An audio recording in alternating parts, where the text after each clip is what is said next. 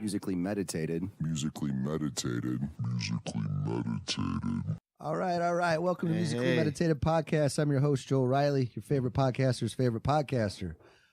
Tonight, I have with me a very special guest. He's been supporting Musically Meditated Podcast and the Green Door Network since day one.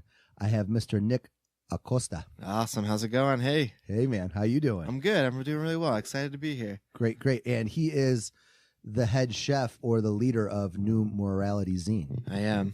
Yes, the one and only. The one and only. Real quick, a little shameless self-plug. Musically Meditated is available on all podcast listening platforms. We're on Spotify, iTunes, Stitcher, Google Play, all that jazz. Also YouTube. So for any first-time listeners or reoccurring listeners, if you have forgotten, just in case, please make sure you hit that subscribe button. It's very important for us. And, for us to compete with these other music podcasts, musically related podcasts. So we need your support. So please hit that subscribe button. And what we're going to do on this episode is we're going to learn about Nick's musical journey, how he got into hardcore punk, how did zine culture enter his life, why did he want to start his own zine? He's involved in distribution of artists and records right now. We're going to get into that. And the positives of running his own zine and the negatives. So let's just start it right off the bat. Nick, as far as your musical journey goes, how old were you? What were the particular genres that caught your attention? Could you paint a little picture for us where you were at or where you're from? All that fun stuff. Yeah. It's funny because in listening to both yourself and guests, you're always like, oh, like, are your parents always playing music? Because you said your mom plays drums and shit. And so I was thinking about that, and I wouldn't say super similarly, but I think my dad was always really into music growing up. And so, grew up during the 60s. So huge fan of, Led Zeppelin, all the good kind of dad rock, all the definite dad rock. But dabbled, Sabbath. So, dabbled in some of the darker dad rock that kind of existed. So I think that, my musical journey, so to speak, originates around there. So looking through, old records of my dad's in the garage and being like, oh shit, like, what's this? I heard fucking Metallica likes Black Sabbath. I'm going to pull this out, and this is going to be my new favorite band. Absolutely. So that's kind of where it all started, kind of, growing up hearing that music. And, my dad was always listening to music in the car and driving and shit. So, lots of jazz. Really? So he had kind of, I think once he got more mature and he kind of grew up and the hair got, inches shorter. I think the music also kind of toned down a bit. So a lot of like Weather Report, Cranberries. Yeah. We like stuff that was really popular around that time when I was growing up. So I've always kind of been into different things. Okay. But definitely more so like starting on the metal aspect of things, and while my sister liked Alanis Morissette and the Cranberries and, all that stuff. So it was kind of a fusion of all of them, I think, is where my musical taste is kind of now, actually, also. So your sister had an influence as well? Yeah. So my sister, definite influence. I think that, like, when you're young, you're like, oh, I don't exactly like what my sister likes. And then now I'm like, I actually fucking wish I had liked that. When, you remember when you drop her off at the Beastie Boys concert at whatever the Mile High Stadium was the time. And, little did I know that years later, like, damn it, I wish I had gone to that show. Right. You were too metal to go to a too metal and too new metal to really know what it was all about. We're scratching that new metal bone then. I mean, I've listened to the Slipknot one. I know it, and they are definitely making a resurgence, and I would like to say I'm an original, so. Right. That first Slipknot album was really big back then, wasn't it? I mean, that's why I wanted to do an episode just focusing on that, because they're the biggest heavy metal band in the world. Everybody go back and check out that Slipknot episode. Yep. And I don't know, man, it all started right there. And it was a special time too. Definitely a weird time. A weird time, but like to be in the Midwest, like how the bands started or got their start back then, like with Ozfest and how Ozzy and Sharon just put them on the main stage. That was a big deal for them, and it just took off. And again, we could probably talk about this forever too, but it's just like for such a unique, so to speak, band to kind of get so big so quick too is pretty remarkable. And I joke about the resurgence, but I mean, we could talk about its current ties to hardcore because it's definitely there. I even just recently read like a Brooklyn Vegan article about how, Slipknot's definitively making a comeback. So yeah, that's a good point. Very interesting. They mixed, we won't get too far off, but yeah, they were able to incorporate, the grooves of pimpcore or new metal back then, but with elements of hardcore, death metal, especially like with Joey's drumming and just the riffage. So yeah, man.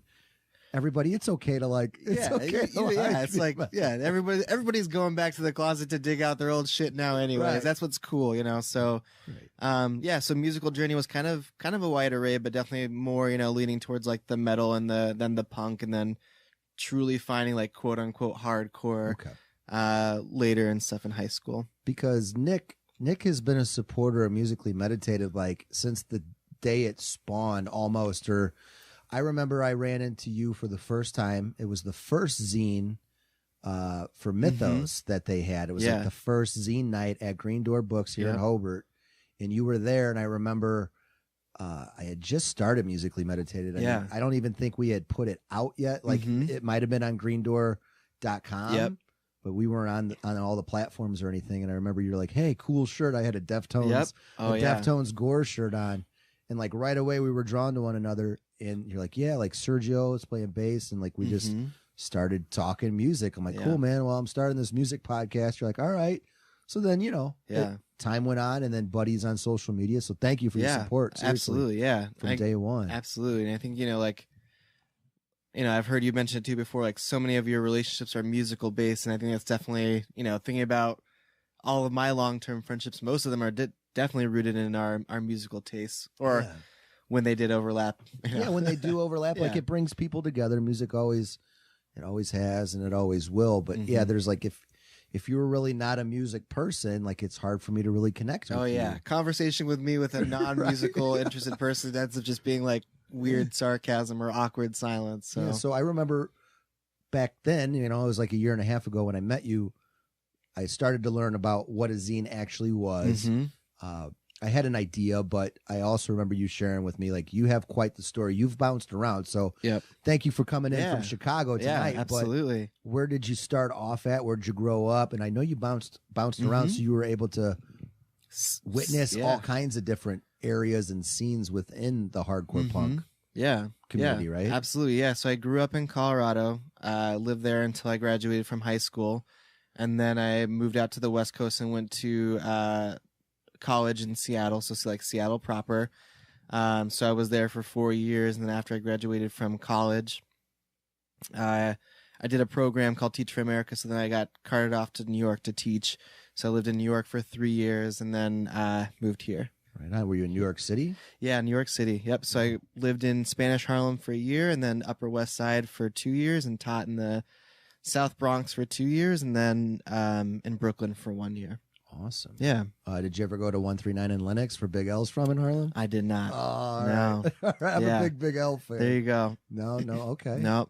I like, having not lived there for so long now, at this point, it's been 8 years. It's like when I go back, I feel like there's all these things I need to do now that I'm removed from it a little bit. So is New York really that big? I've never been to New York City. It's huge. Okay. Yeah. But it's, it's like with anywhere you kind of make it small because you stick to, you're like, oh, I'm here, and then I'm taking the train to Williamsburg and just hanging out here, but it can be kind of overwhelming, especially going back now. It's like I would like to live here, but I don't think I ever could again. Right on. Now, going back to Seattle and looking at the different hardcore punk scene there compared to New York, like, or even Colorado. So when you started off in Colorado, was there a hardcore punk scene where you're from? Yeah, so there definitely was. It was a little mixed again. I think like when I first started getting into hardcore was more of like the hardcore like emphasis on the punk part. So a lot of like the Casualties, stuff like that I think that I was kind of into a little bit and experimenting in the water in terms of after, liking metal and more new metal for a while. I was like, all right, there's this more punk aspect and I like this. I like these songs about anti-authority or whatever it might be. And then of course there was like the big, kind of like the hardcore kind of screamo metal crossover was getting really big too for a while. So there were some good bands at that point in Colorado, and I think a band was called One Last Wish from Colorado was pretty big. I feel like I went to a couple of those shows, and it was like the weird kind of like you've got the swoopy hair, but you're still hardcore. So I think when I was growing up in Colorado, it was never like the clear cut, like quote unquote hardcore. There was some crossover between shows. And even at that point, it was like crew mentality also was pretty big at that point growing up. And so it was kind of like, all right, this is very unique. So moving to Seattle was like a whole step back, and it was a breath of fresh air. And like hardcore scene was very strong kind of when I was going to school there. Was that like a post-hardcore thing going on there too? Or was it just was there like straight up Seattle hardcore scene? I think it was like more straight up Seattle hardcore. So like, I think when I was in Colorado, it was more, again, like a little bit of the post-hardcore and the metalcore. And then so when I went to Seattle, it was like, yeah, there's some of that, but here's some real hardcore. So I think that's where I did a lot of more like my history lesson in hardcore really started more in Seattle, because it has had some deeper roots, I think, than Colorado does in terms of like bands and stuff. So, cool. And the acts at the time in the Pacific Northwest were hot. What were some of the badass bands in Seattle then? Hardcore bands? Dude, I mean, you had like, you had the start of like Comeback Kid. The Answer was a really big Seattle band at the time. You had Sinking Ships. You had Go It Alone from Canada. All down the West Coast from California, you had like Killing the Dream.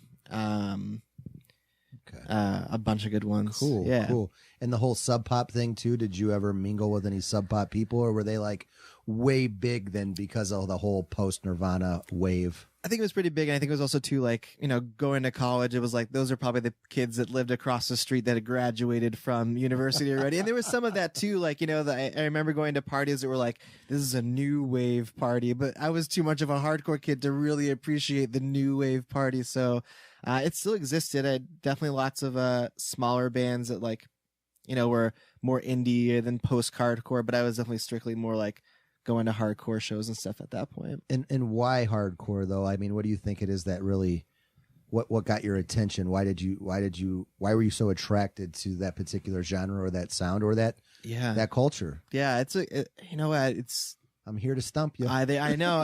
It's a funny thing to think about, because now it just seems to like just something I just do.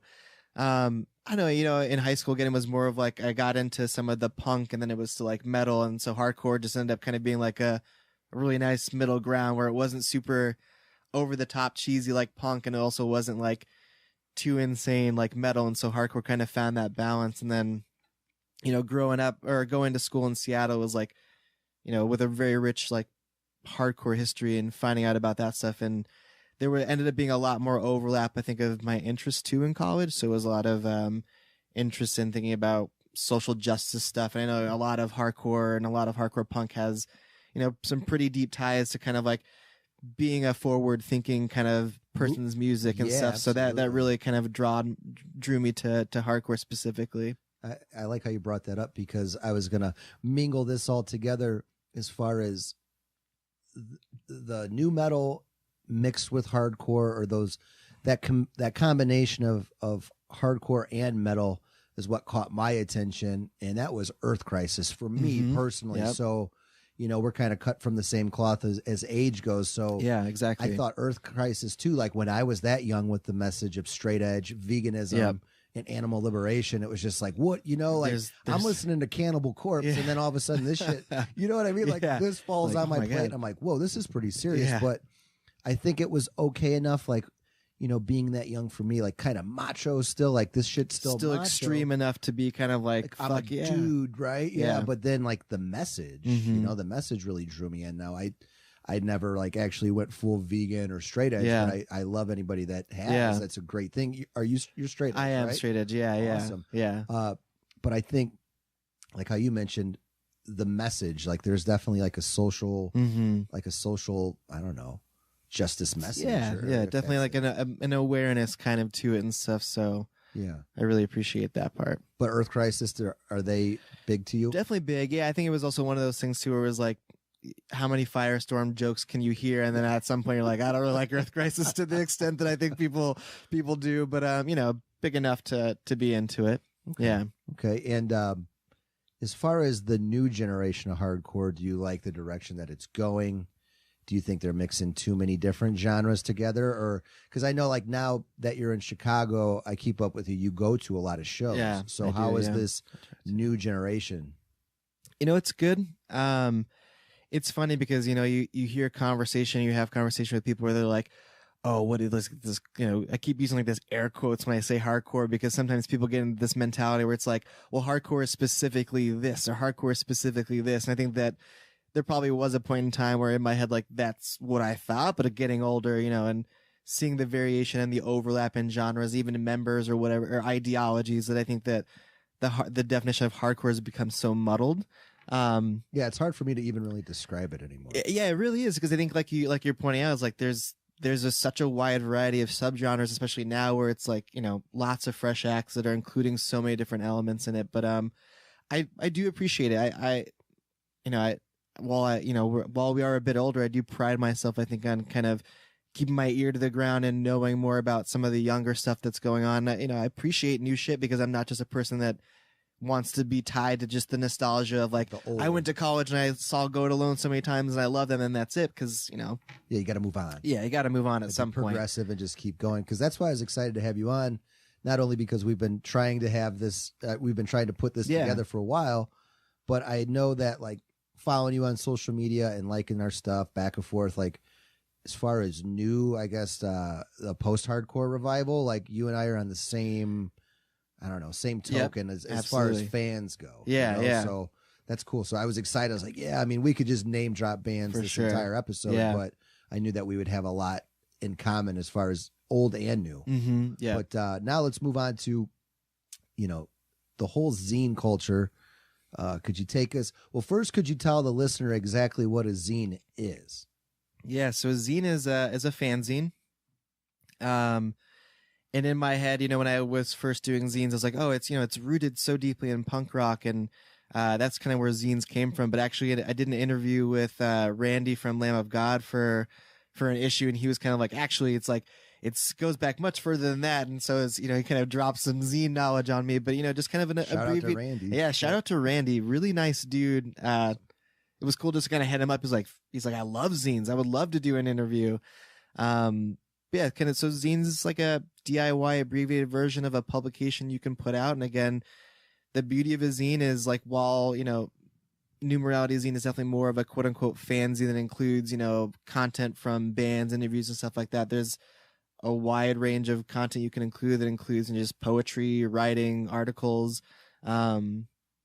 So I don't know if you've ever gone to like Quimby's in Wicker Park. It's a cool, really cool zine store. I've heard of it. So yeah, shout out and plug to Quimby's. But I mean, zine culture is huge. It encompasses a lot, and so it's really cool to kind of be part of it. I think like fanzines or quote unquote like hardcore zines is like a small niche of like the greater zine culture. Okay. Yeah. Because I remember where Green Door is now here in Hobart. Back in the day, it was Friendly Frank's comic book shop. Okay, interesting. When I was a child, you know, younger, like 10 years old or whatever. So you would go in, and obviously the comic books were there, but there was like a section that was more adult friendly. Yeah. And there was always a bunch of zines. So I'd be like, what's that?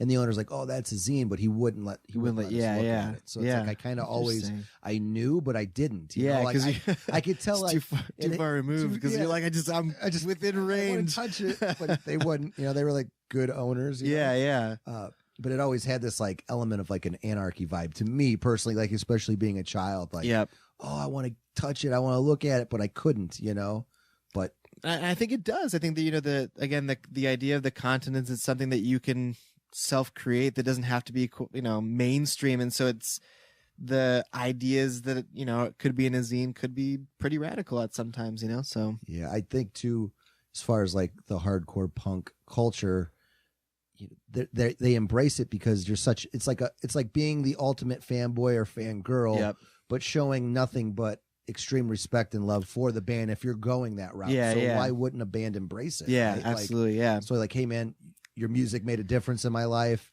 Here's the message I'm putting out, right? Yeah. And they just embrace it. Yeah, it's funny because when you dig back through kind of like old hardcore punk zines, and they've been going on for so long, but even reading some, you know, from like the 90s, you see all the like trash talk people, because that's where it was published. You know what I mean? Was like, so there's a lot of shit talk. Oh yeah, absolutely. There was, you know, it's before message boards, you know, so it's like, where you're like, yo, this mother like screwed me out of this amount of money. It's like you put that person's name in the zine and say like, yo, that I sold this dude a record, never got money. Or even just band beef too was kind of really big in the 90s. So it's really interesting to read. Yeah. Cool. Do you have like a collection of old zines that you hold like close to you, like an old collection of comic books or cards? Kind of.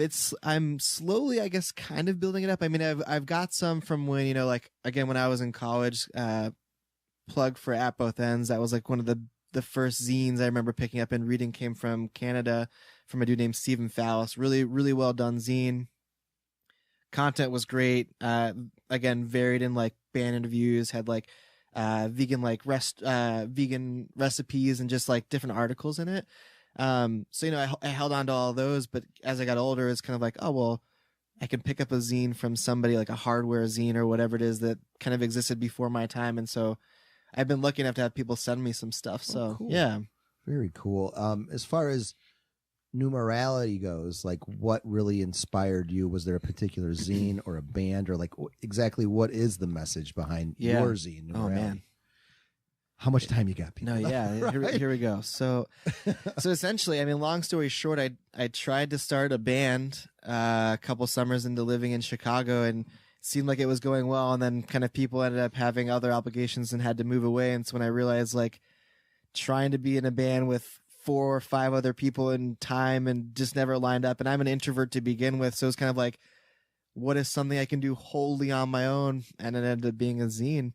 Okay. And even at the time, like I really wasn't reading too many zines, but it's kind of just like, this could be a thing that I do. Cool. Yeah. And so, you know, overall message behind it is wanting to do something I want to do on my own time when I can.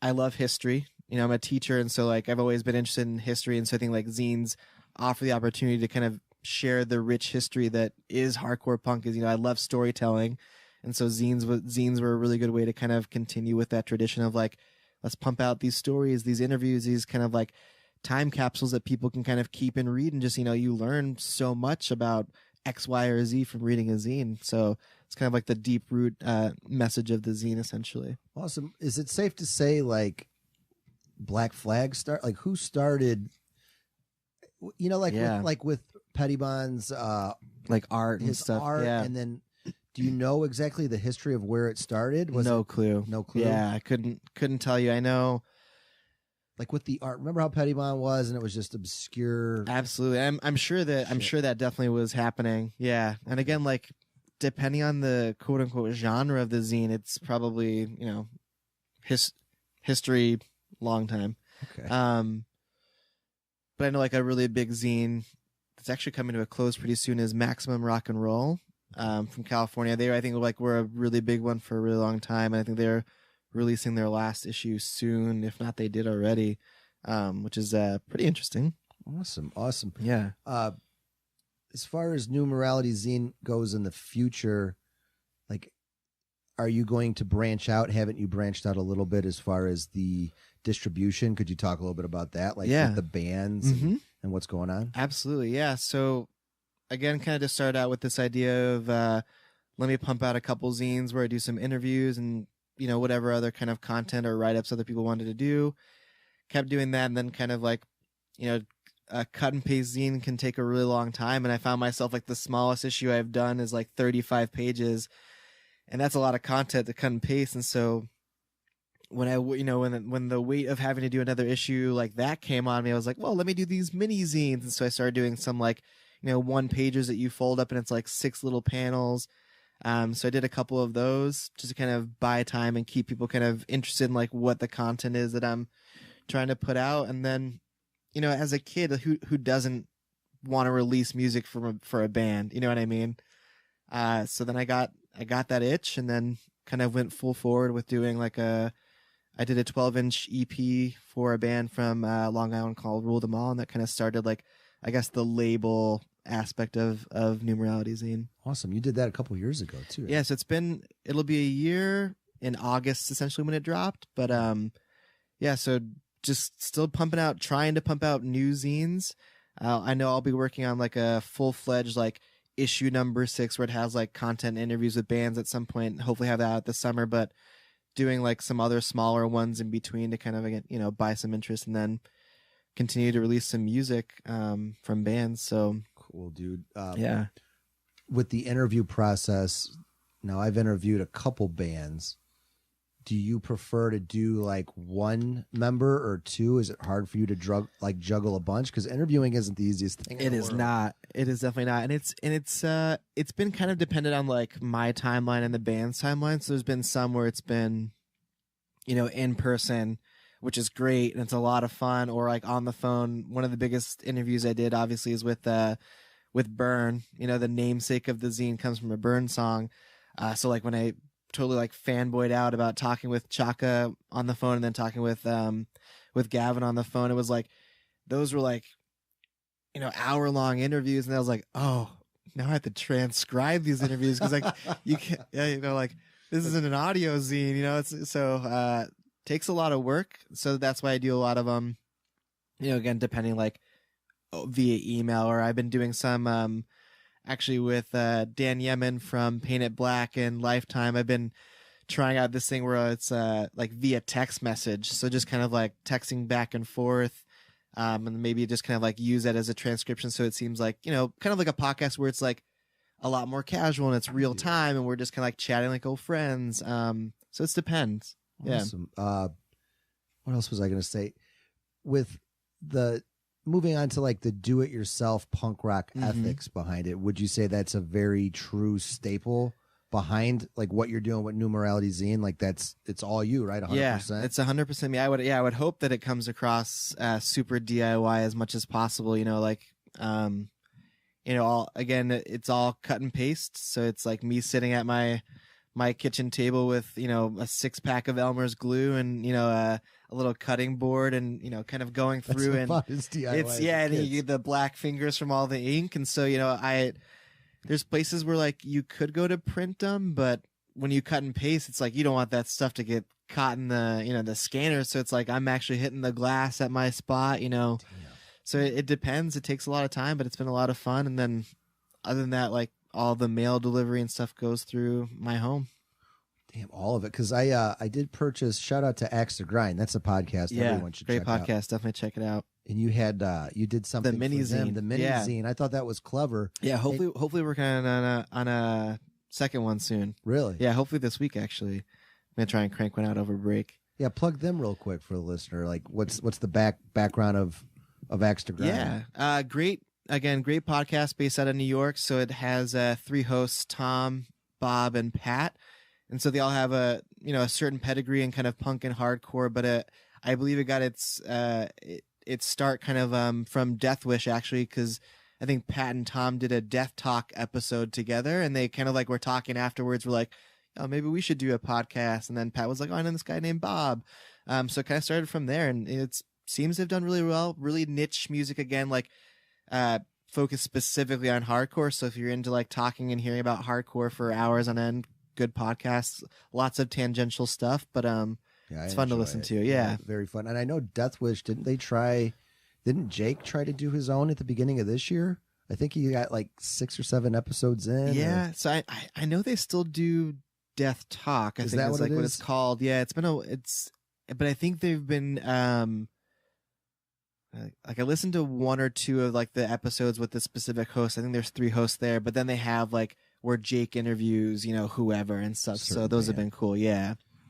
Moving on to the pros of doing your own zine. So what could you share with us, the listener, like the pros of doing your own zine? Yeah. I mean, pros gives you something to do that, again, a lot of my emphasis and background is on this, like, there's always more you can kind of do. And so with hardcore, it's always like, well, again, I try to start a band and want to contribute to the community that I feel has given me so much, as cheesy as it sounds. And so doing a zine is a really straightforward and relatively easy and cheap way to do it. To give back. To kind of give back. And again, like, even with podcasts, like we were talking just before the show, it's like, the way to get your name out there, or the way to do things is like, you just start pumping out creative stuff and people catch on. And like, if there's this ideology of like community over competition, then it goes really well and people are checking each other's art out and whatever it might be. And so a zine is a great way to do that. I've met a ton of people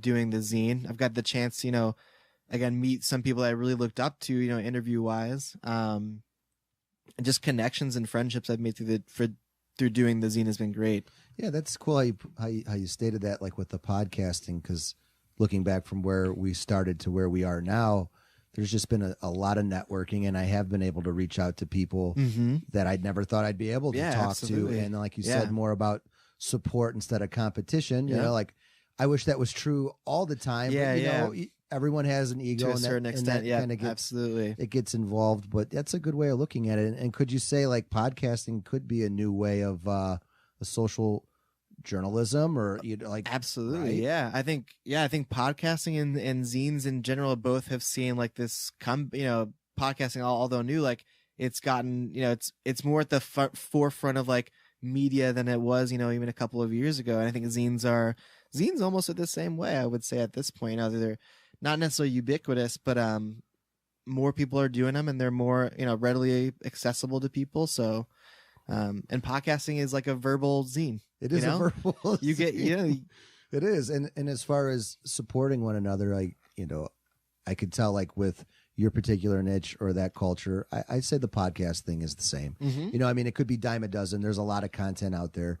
Your friends and family are going to support you first, but as long as you keep plugging away, for sure, like you have, or myself and Sretton and everybody here at the Green Door, like people are going to notice.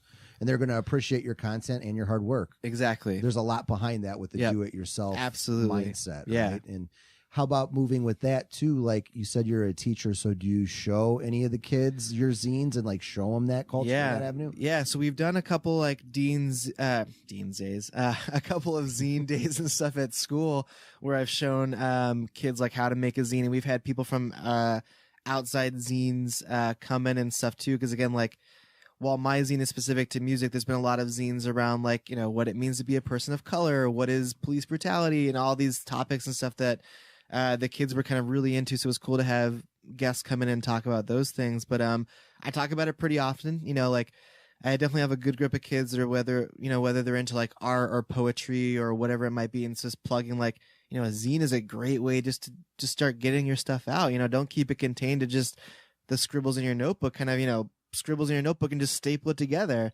So it's been cool. I've seen a lot of kids do projects. I had in issue 5, I had 2 kids pair up. I had a girl that sent me a bunch of her writing and poetry, and then I had another student, they submitted to me their artwork, and so I just matched up like a poem with some of their artwork and had them in the zine. They were like super excited about it. And then even some other kids have done like their senior projects were zine based and stuff like that. So it's cool to kind of see kids latch onto it. Cause again, like anybody can make a zine, which is the beauty of a zine. Right. And with New Morality, for the listener, if they want to find your zine, how do they do it? Yeah. Go to the World Wide Web.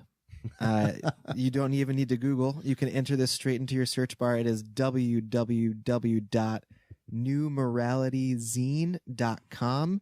So I got kind of like a hub for the zine. A couple years ago, a friend helped me with just kind of like a basic website, because before it was all just store envy, but I felt like that was lacking in the interaction. So you can go to that hub and then check out some of the content. When you just scroll through, it's all linear. And then if you want to check out, like, there's a Bandcamp link to all the releases I've done. There's a store link, to like purchasing zines and merch and all that good stuff. So definitely check it out if you find yourself at all interested in anything I have to say. As far as the content goes, do you struggle with creating new content? Or do you have like a method? Do you have a specific like date? Like we're putting out an episode once a week. So like, do you have something once a month? No, okay. No, I wish. Yeah. It's like, because there's so many good online kind of like zines now too, doing great content. So I don't know if so like my content is more specifically based as of right now, just to kind of stuff I'm putting out. I know people have hit me up. I owe some people some stuff about like, could you do like this piece on my band? And so again, at some point, hopefully it might be like a good, in between time where it's like, and I'm not doing a new issue of a zine, I got a wild out, but I'll feature your band or do this here. But there's a lot of like just so many good online zines, or web platforms for news. So I don't know if you check out like No Echo, Shout out to Carlos. It started a couple years ago, but it's just really taken off. So like that's a good like go-to for hardcore news and stuff. I know he's trying to broaden, what he's covering and stuff, which is really good. But No Echo is a good one to check out. And with what you're doing right now, like you said, you're helping put out and release new bands. Yep.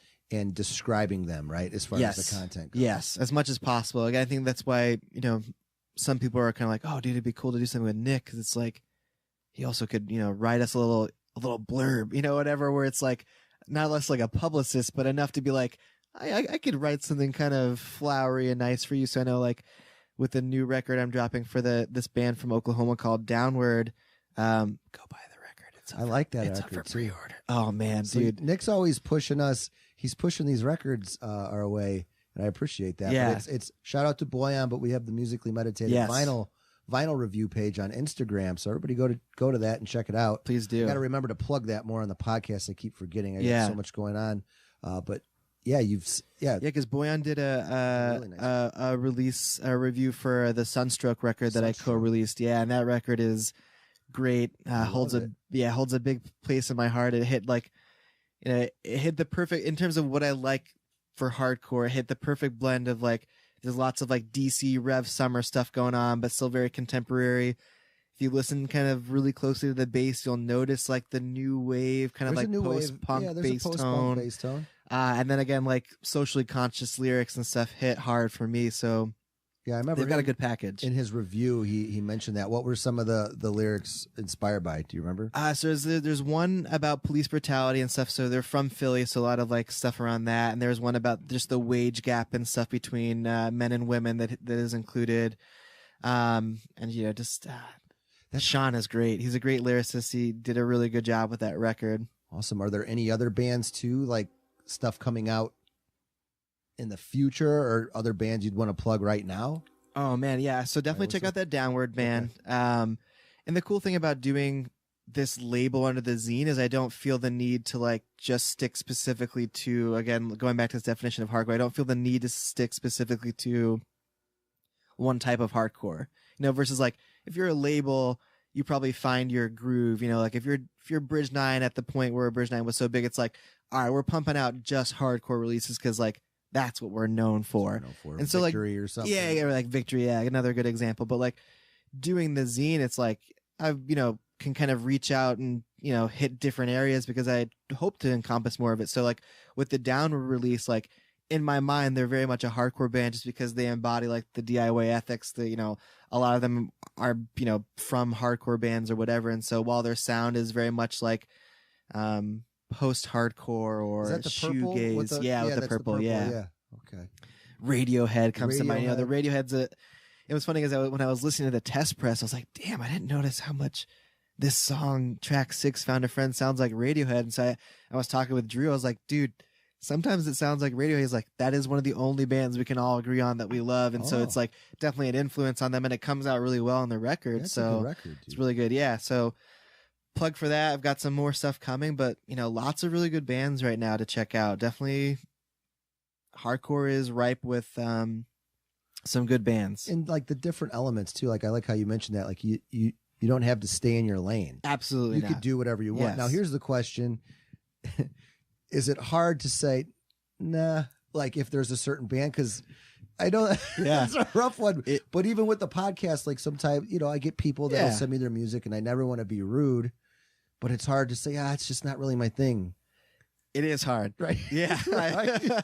I mean, I know that's a rough question, but it's the reality. Yeah, it really is. It's tough because like it's like definitely gracious because it's got like we've or whoever has gotten to that when you can get to that point where it's like people seek you out as like a holy shit moment. You're like whoa, like somebody's coming to me to like say, yo, what do you dig this and stuff. So it's hard to say yes and no, and I think like that is gonna when further on down the road, if this continues, is like that's gonna be hard. The hard thing is because if I am going to so many different kind of levels of the genre, like I might be getting it from more people versus if you stick to one type of hardcore, it's like it's easier to be like, no, because that doesn't quite fit my template. You know what I mean? So I don't quite have a template, but in my mind, I do. Yeah, there's a line. Yeah. So there's a line we're not trying to cross. Yeah. And it's funny because, like, with Ralph from Normal, who was just on, like, definitely, I think he has a template, but he has a pretty broad template too himself, which is cool. He brought on everybody check out that episode with Ralph from Normal Tapes. Very nice dude. Label out of Chicago. Very nice guy. And he was able to kind of go against the grain as far as genres because he got that Roy Kinsey on there. Exactly. He's an awesome rapper from Chicago. So everybody go back to that because I don't want to share that story, but it's a neat story. But I definitely tip my hat to anyone that has a label like that, could kind of just experiment and branch off. Like, why does it have to be in one lane? Right. And people, like, people always complain, but as long as you're like, I believe in this thing wholeheartedly, like, just do it. Like, Triple B Records is a really big hardcore label right now, probably one of the the biggest in terms of like hardcore specific. But they just put out this record for, I don't know if you've heard of Ghostmane. No. Well, you we'll check them out. It will definitely be an evening for you after this. But so Sam, the dude that runs Triple B, like, he got hit up by like this like new age rapper called Ghostmane that has like has some background in hardcore punk, but they hit him up, or like, we want to do a record on Triple B, and he did it, and it's selling out. It's selling really well, but people complain. Well, this is not hardcore. Like, why is Sam putting this out? He's just trying to cash grab. It's like, dude, if this dude is at a point where he can do this and people are coming to him, hey, a label's a label. A label's a label, and he's like, I like this enough to do it, and it can help me then do whatever else afterwards. Go for it. Absolutely. Yeah. Because even with Musically Meditated, I sometimes, like, especially like when we started it, it's like, well, should I do a genre specific? It's like, nah, like, I'm glad I never did that. Some episodes will do better than others because of the genre or the genre. Yep.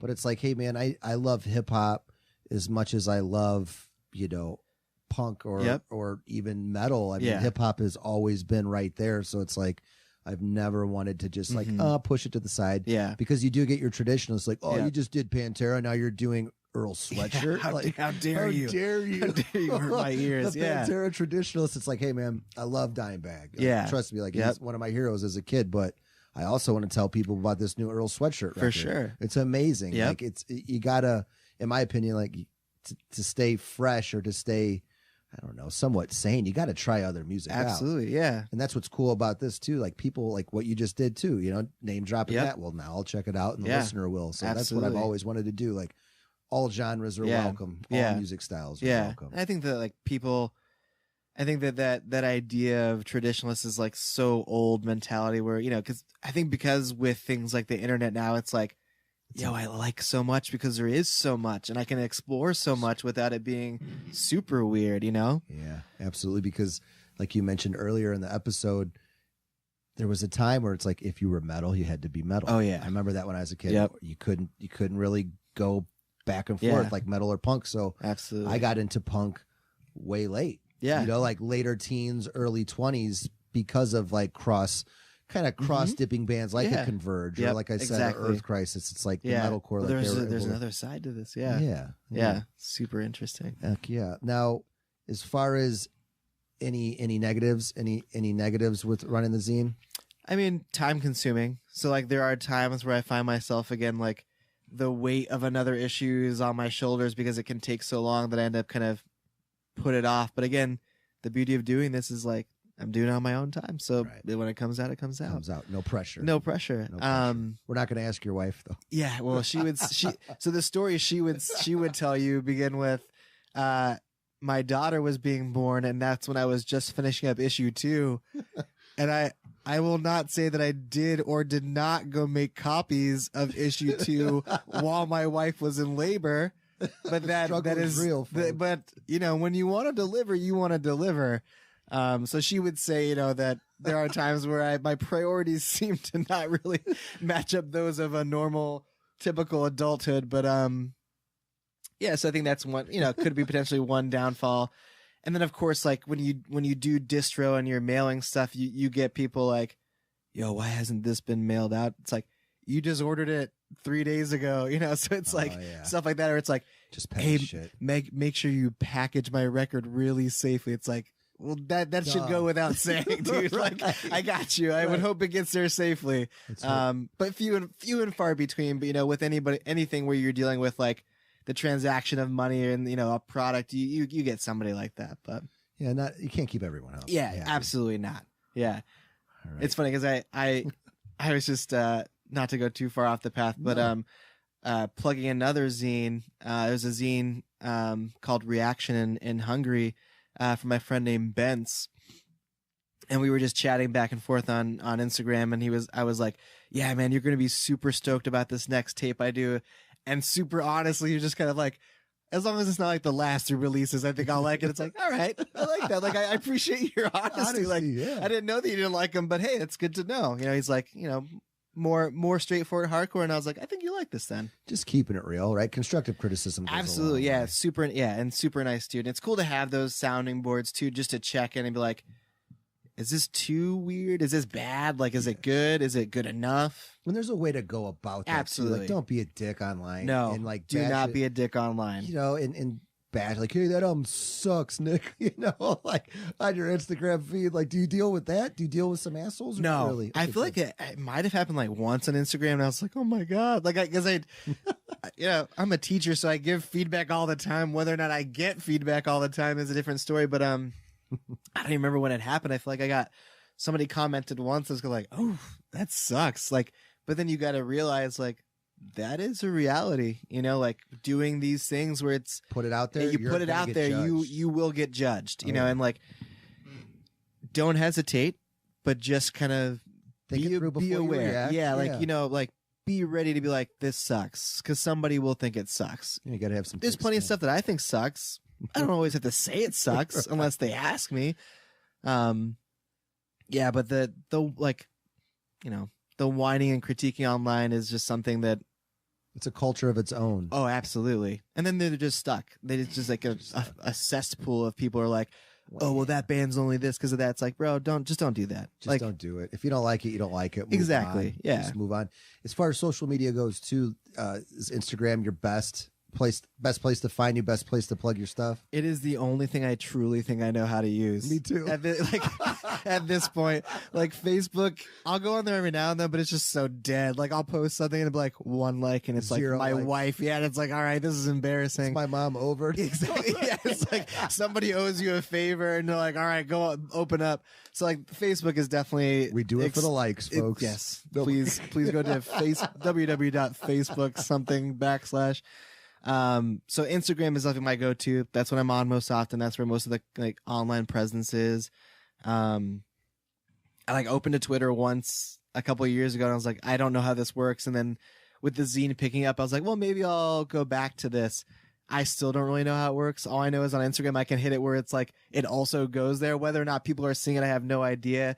I don't know how, but people, you know, like speaking of people living on social media, like Twitter is its own world where people get the majority of like their news and stuff from Twitter, which is, I don't know how you do that. I don't know. I'm not a Twitter guy either. Like, I kind of get it, but I guess I don't have the time. Yeah, maybe it's a time thing. Yeah, I don't know. You know, not to sound shitty. Where I'm like, it's a time thing as I scroll through Instagram for 4 hours. Yeah, for 4 hours, right, with some downtime at work. Yeah. I get Instagram though. It's like hashtags will reach more people. Yeah, I just found out what a hashtag was like 3 years ago when doing the zine. I had no idea how it worked. I didn't. I think I just found out like 2 years ago. So at least you're a couple years ahead of me. But yeah, I get Instagram too. But all right, now I want to move on to a little segment here. You know, I'm gonna name a couple bands or a couple artists. Ooh, yes. Pressure. No. Show off how much of a poser I am. This is There's always that faded moment where someone's like, "Oh God, they're gonna name drop this." I'm like, no idea. Never heard it. Who made more of an impact on you personally? All right, cool. I'm pretty sure you're gonna know these bands. All right.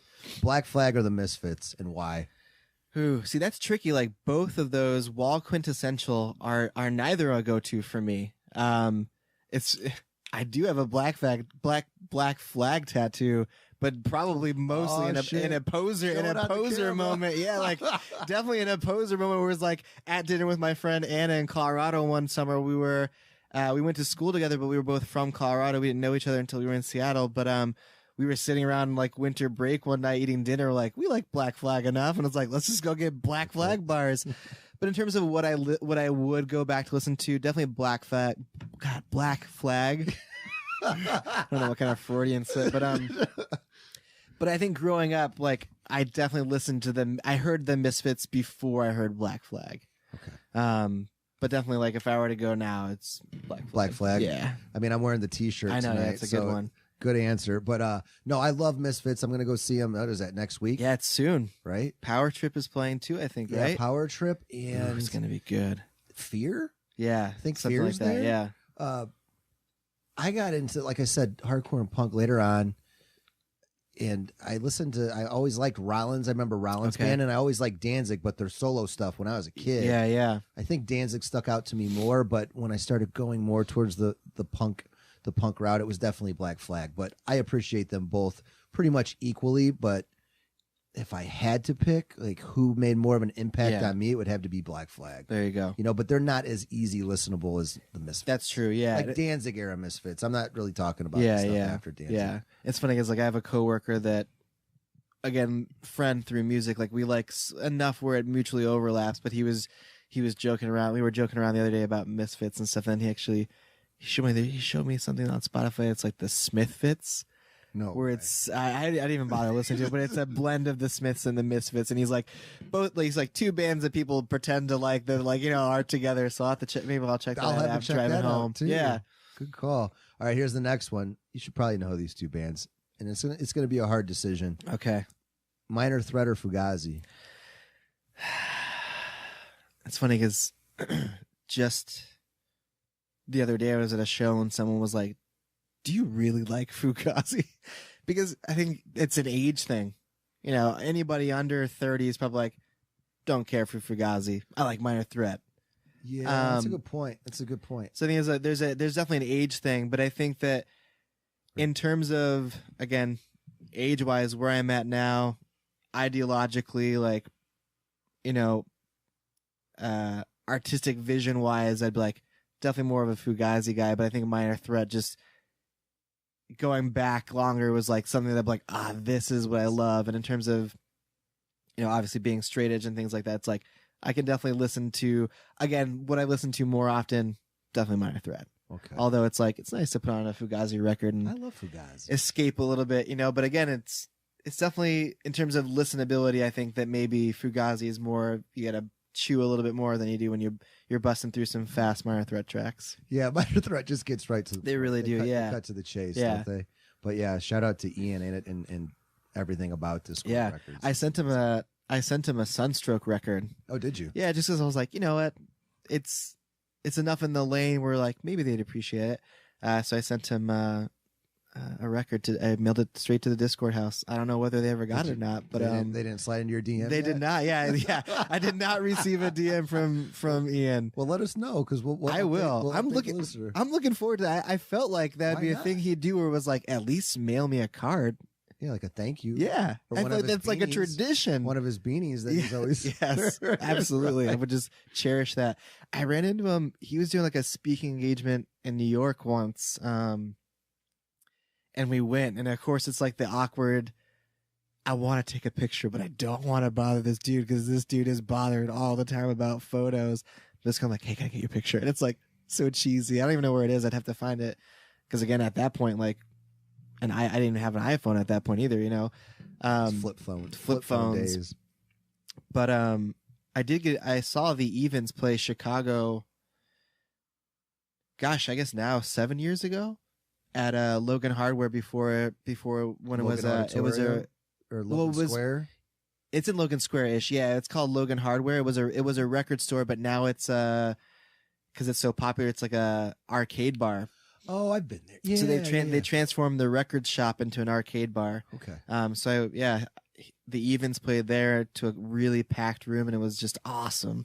It was cool to see him play music in general. It's badass. I remember seeing Converge there many moons ago. It was probably when You Fail Me came out. Excellent. Like Darkest Hour. Nice. It was that tour. Good. Long time ago, dude. Great tour. That's, like going back to what I used to listen to, like Darkest Hour too is definitely a band like growing up I would love. It's cool that people are still checking it out. Yeah. I heard the last record was supposedly really good. I haven't listened to it. But again, like missed that one. All right. Well, now we'll move on to Rollins or Danzig. Okay. I would go Rollins. More punk based. Again, cool. I love storytelling, so I feel like that dude could probably tell a story forever. Forever and a day. Have you seen him ever? Have you gotten like his speaking stuff? I did. Did you like the Thalia Hall ones and stuff, or? It was at the. Help me out, my cousin Ian. It was at the the Vic. Okay. We saw him at the Vic. It was probably about 10 years ago. Okay. But funny enough, it goes together with this Rollins versus Danzig because Danzig was in town that night, and Rollins also was. So Ian and I, and my cousin, were like, "What are we going to do?" I was like, I'd rather go see Rollins, there you go. dude. And that's what we did. Good, yeah. I mean, I love Danzig, don't get me wrong, but if I had to pick, and I was actually put in that situation on a night off. Had to choose, We picked Rollins, and he was amazing. Yeah. Like you said, as far as talking and engaging, it's like, to describe it too, I remember my parents were like, "So what did he do?" And I'm like, "Was it stand up?" I'm like, "Nah, it's just Rollins." Yeah, he talked for 3 hours, and it was the best thing I've ever heard. Yeah, he's just an amazing dude. I would love to meet him, and like you said, like have a sit down. I mean, he's very intense for sure. Yeah, but he would be a nice guy to pick his brain a little bit. Yeah. All right, now I'll move on. This is a little bit of that hardcore new metal. Earth Crisis or VOD, Vision of Disorder? Oh man, I'd probably go Earth Crisis on this one. I think as I heard Earth Crisis before VOD. Are you a fan? No, I am a VOD. Yeah, I think it's like it's one of those things too now where your listeners like, oh, the recordings are so interesting, but it's also like the cool again with age. It's like I would appreciate VOD more now just because the sheer weirdness of it in comparison, kind of to like Earth Crisis, but I think if I would ride or die for something more, it'd definitely be Earth Crisis. Earth Crisis. Yeah. All right. How about the Clash or the Ramones? Clash. Although growing up, Ramones. It's one of those things where like you age out, you're like, all right, the Clash is stuck with me versus the Ramones seem more elementary. In a weird way. Absolutely. Gorilla Biscuits or Agnostic Front? Gorilla Biscuits for sure. All right. Absolutely.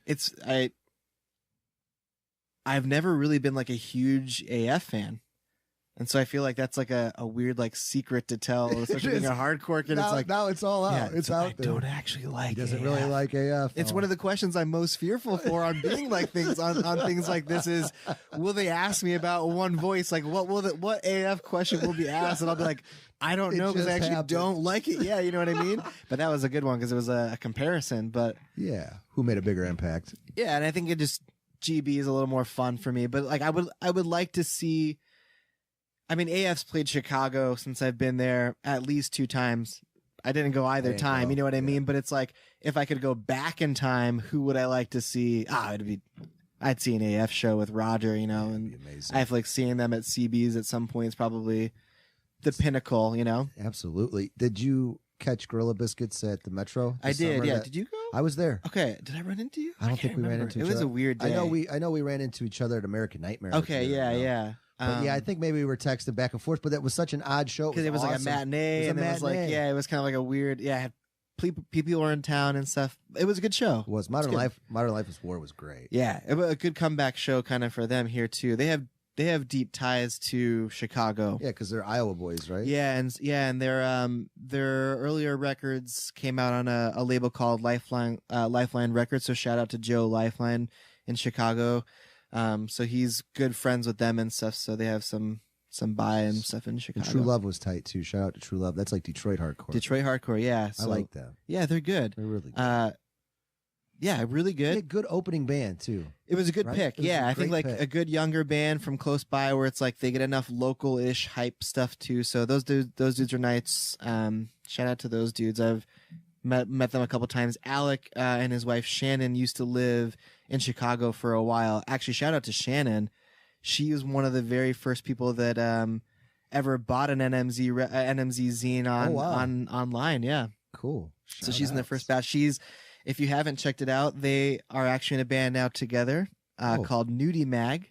Cool. So it's out on Triple B. They had a like an EP tape come out, but I know they're doing like a 12-inch EP. So shout out to Nudie Mag, Alec and Shannon. They both live in California now. Actually, good friends with Danielle Parsons. Oh, okay. Shout out to Danielle too. Yeah. Everybody check out that Deftones episode. Yep, check it out. Definitely. White Pony Part 2, and she's going to come on again, and we're going to do a Saturday Night Wrist / Team Sleep episode. Good. I'm actually hoping I'll see her this summer, maybe because she does that to the front zine thing or art stuff, photography stuff. So I think they're doing like a pre-Sound and Fury gallery type thing, and I think You're gonna go? fingers crossed, I'm going to Sound and Fury. I have a ticket. I'm not one of the few. It was a fiasco. I don't know if you heard the fiasco of getting tickets, but it was huge. I heard it was a problem. Like, are they available in any way? Like, could I get something? No, on so I think Sound and Fury tickets are all sold out. Okay. Sold out right away because of the Have Heart reunion. Yeah, that blew up. Huge.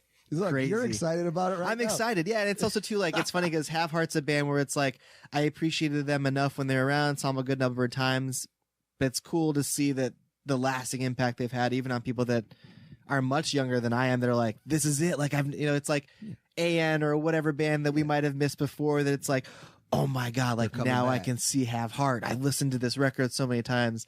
So hoping to make it out to Cali for that. Yeah, dude. Shout out to Pat too. From Have Heart and Fiddlehead. I did go to that Fiddlehead show and too. that's right. It was in Ohio. Yeah, it was somewhere Citizen, random. Yeah, it was where Citizens from Toledo. That's right. Citizen No Warning, Fiddlehead, and Bug. Good band from Indiana. Yeah. Well, there's two Bugs. It's kind of Okay. confusing. So I don't. Ralph just mentioned it on the last episode because he's in The Bug. I think, and then there's Bug and there's with two Bug. G's. Yeah, great band. They are great. I think the record's out on. Is it Sub Pop?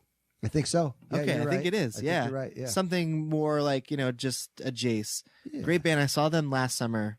Play with Super Crush at Super Crush is tight. Oh, Super Crush is great. So again, like kind of that '90s revival, like post grungy. Yep. Indie dream, hardcore, whatever kind you of want to dream pop. Yeah, and it's cool because like so Mark Palm, the singer of that band, all the people in that band are all hardcore people. So because Mark Palm was the singer of Go It Alone, every project he's ever touched, I've been super into.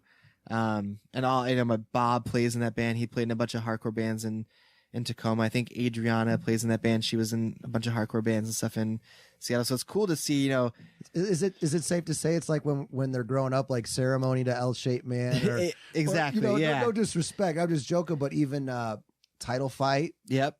With what was it? Like Hypervision or whatever kind of got more. Yeah. Like everything's getting a little bit spacey, a little bit. I think it happens. I like it.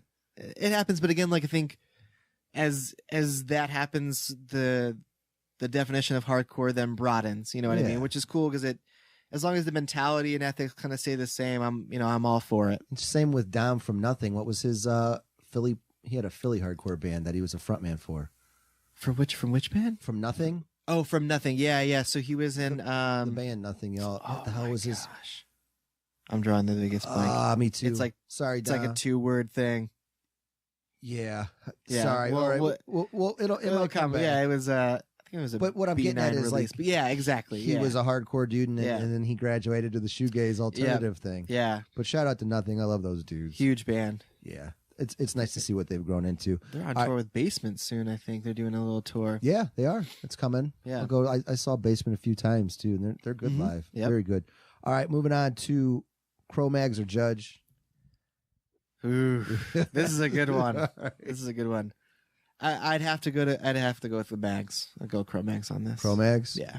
You like John Joseph as a person? Well, see, that's what I don't know. I asked Ralph this too.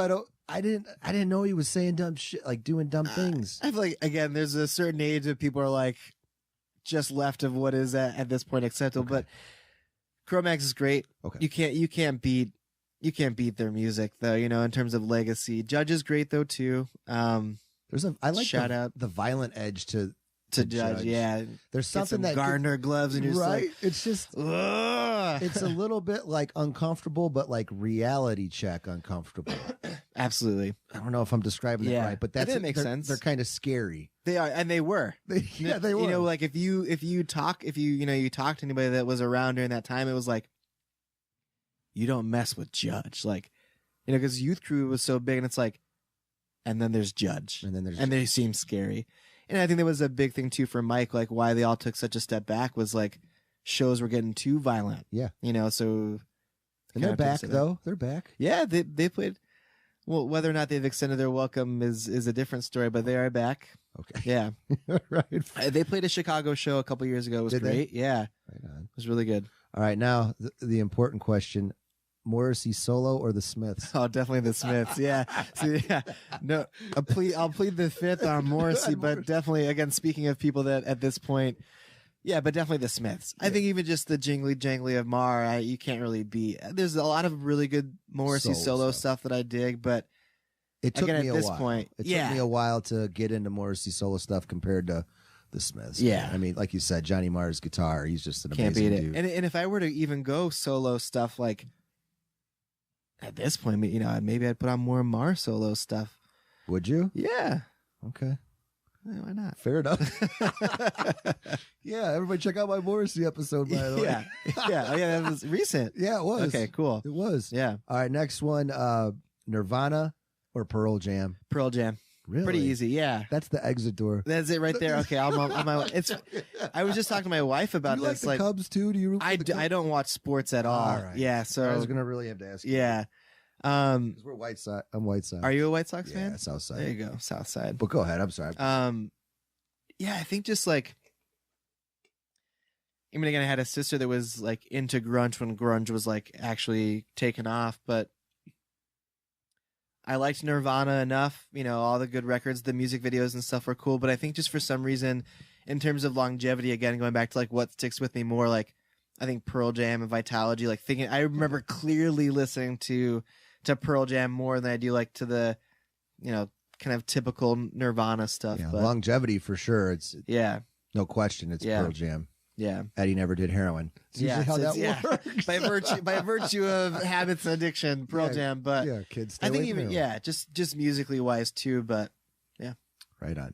Next one, Quicksand or Converge? Throwing some hard ones at you. oh man, I was actually wearing a Converge hoodie today. Actually, on the way here. Good call. I didn't. If you had to say one or the other. Man, I'll go Converge. Just because again, like what I first fell in love with was Converge before Quicksand, but what I would listen to more often now while driving, no, Quicksand. That new 'Cause it's Quicksand was good. I got great. some shit. I I don't know. loved it. You know what? I don't Interiors? know why it did. I just put that record on the other day and was listening to it. And again, like family friendly. It's like I can put on that new Quicksand LP and eat dinner versus like I'm not throwing on the agoraphobic Petitioning. nosebleed and Converge split while having the in-laws The song over. is called Locust Rain. Right. But I mean, I love Converge through and through. You mentioned like a You Fail Me tour, and like I love You Family. I think people don't like that record either. I don't know why. I love it. Everybody check out the Birds and Row interview I did. Oh yes, yeah, And great one. Yep. I asked them about, obviously you could tell you're influenced Huge. by Converge and Yep. you're on their labels, so on and so forth. But, I went right for the Jane Doe question. They're like, they put me in my tracks. They're like, nah, You Fail Me. I'm like, Yeah, right I was on. surprised too. Yeah, I think that's a good thing. Yeah, it is. Again, like Jane Doe can be the easy one. People are like, I'm name checking Jane Doe. Great record. But even in terms of what I listen to most often, I find myself listening to You Fail Me before I listen to Jane Doe. But I think it's like, again, maybe a time and place too thing where it's like, I was there for You Fail Me. Jane Doe was, I fell I think on that's- a yep. little bit just right after. yeah, I 'cause think that's same for me. I remember that split, the agoraphobic Yep. nosebleed. I was really into grindcore, and then my buddy's like, "Hey, this just came out." It was like my senior year of high school. It was Jane Yeah. Doe, so I didn't really know how to take it all Same, in. exactly. Yeah, But Can't then I was appreciate it as able much. to afterwards. Yeah. But yeah, great band, good call. I love Yeah. Quicksand too. I know Quicksand is great. Last one, back to neither. They were in the new metal category for a second, but to Yeah. say that they're new metal would be very unfair, in my opinion. Okay. Deftones or System of a Down? Oh, Deftones. I will ride for Deftones Right to the on, day man. I die. In terms of bands that I legit have liked the longest, Deftones is probably number one. Me too. And I think that's mutual buddies, love. man. Yeah. I mean, in terms of, because it's like I like Pearl Jam, and I remember listening to Pearl Jam, but in terms of what I love and will always listen to is definitely Deftones. What's your least favorite album by Deftones? Whatever the second to last one is that they released.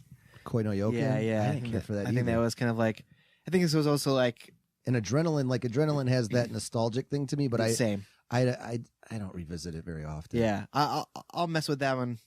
Before Koi no Yoken? Yeah, probably before. Because then if I want to feel weird again, it's like, does I put that on? Because then you remember how weird you were, and that being weird What the? Yeah, boy. Oh yeah, just the like boy, and all the weirdness of it in general. It was Oh, but Deftones is great. forever. Forever. How many times have you seen them live? I think maybe 5 times around there. It's been a long time. I was just talking with somebody too. I feel like I've said that phrase 1,000 times. I don't actually talk to that many people, so it's weird. Thanks for talking to us. Yeah, they have. But I remember when I first moved here, they were playing Aragon, I think, and I was like, I really want to go, but then ended up not going. So I don't think I've seen them since I've lived here. What was the era when you first saw him? Was it White Pony? Around the Fur? Around the Fur. Oh, you did see that era? Yep. Right on. I remember, so again, connection with my sister and music is, I was 16 and they were doing what was it called? I think it was called Mistletoe Jam in Colorado at the Fillmore Auditorium. And I don't know the name of the radio station, but I won tickets. I remember calling in high school and winning tickets. I was like, oh shit, like I'm going to see Deftones, is going to be insane. And they're like, yeah, just make sure like you're 18, come up and grab the tickets. I was like, I'm only 16. Like, I'm not even 18 yet. So I was able to get in. I snuck in somehow. Like they didn't check my ID, but I went with my older sister and it was a good show. A great show. I mean, I think it was like Taproot opened up and Deftones headlined. But I just remember Chino literally walking on like people from the crowd all the way to the back of the room during songs, and they're just like insane, great special time, yeah. Especially like it's cool to like to be like that was a show I went to with my older sister, and now I don't know what she listens to at all. So it was cool to have that moment with an older sibling. So awesome. And now we're gonna move on to the very last little segment here, and it's your top 3 shows that you've been to, favorite shows of all time.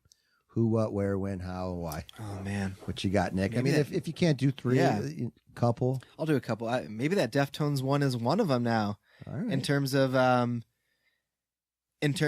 being young and like kind of being into it. But I'll go era-wise. So if I'm going that era, I'm gonna say Limp Bizkit. Really? Oh, I mean, not because it was like great. I mean, it was great at the time. What were you at, Woodstock 99? No, I heard that was a mess. I've seen the YouTube videos, but this was it was a free tour. It was like Limp Bizkit and Cypress Hill, and they were playing, God, wherever like the rodeo is in Colorado.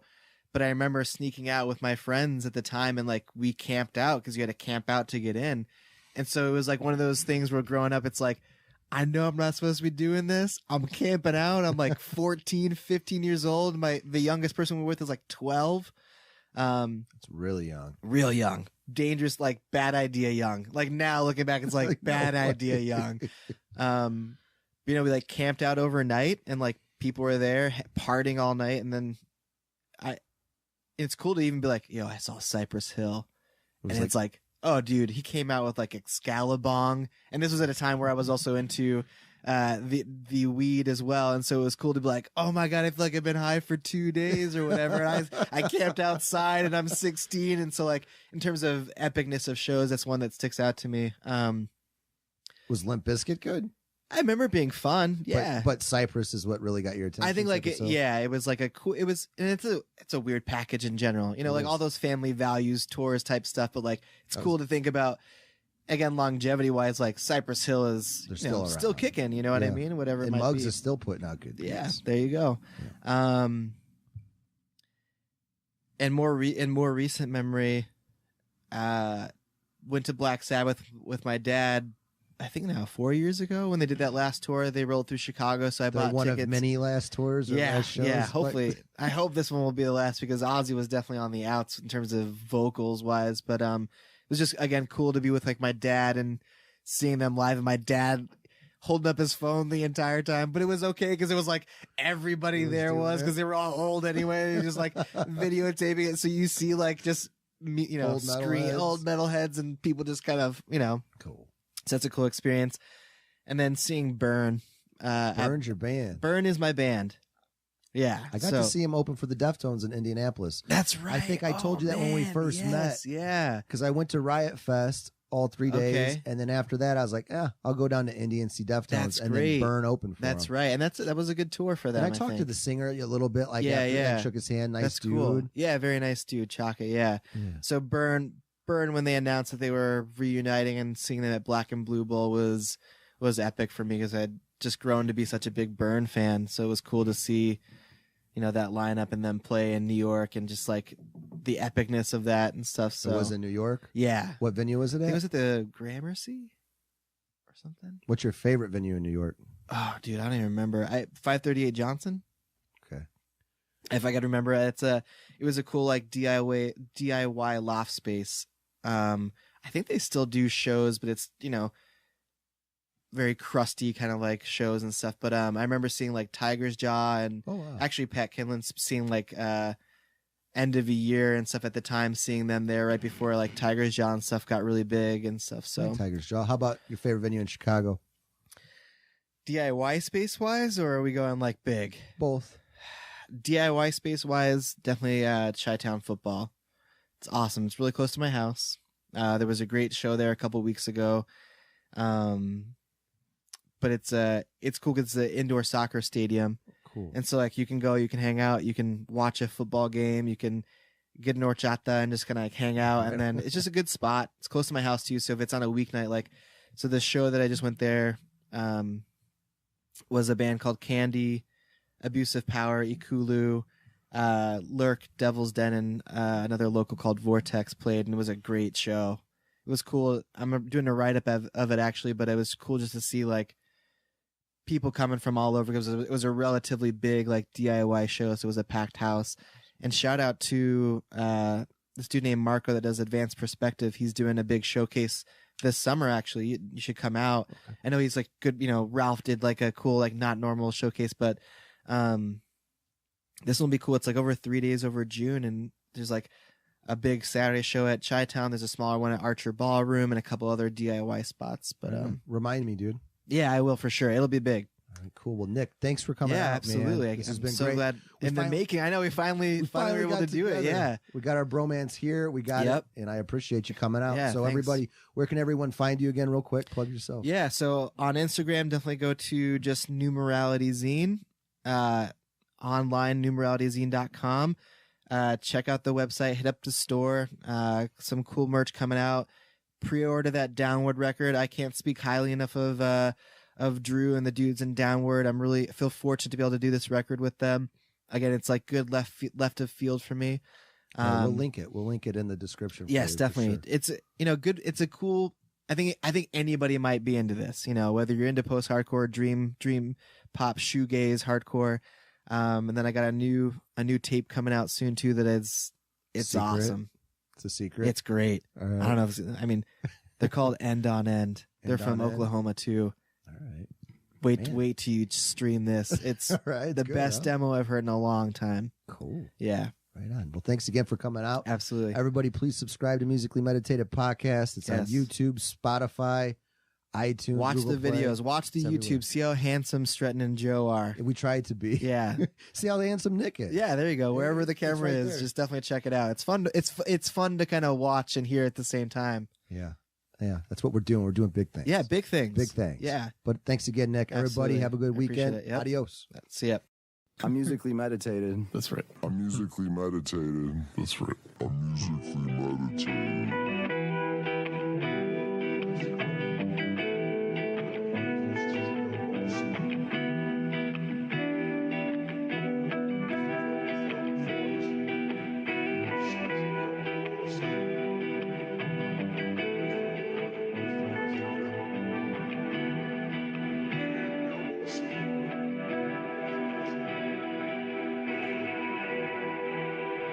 Producer my ass over there.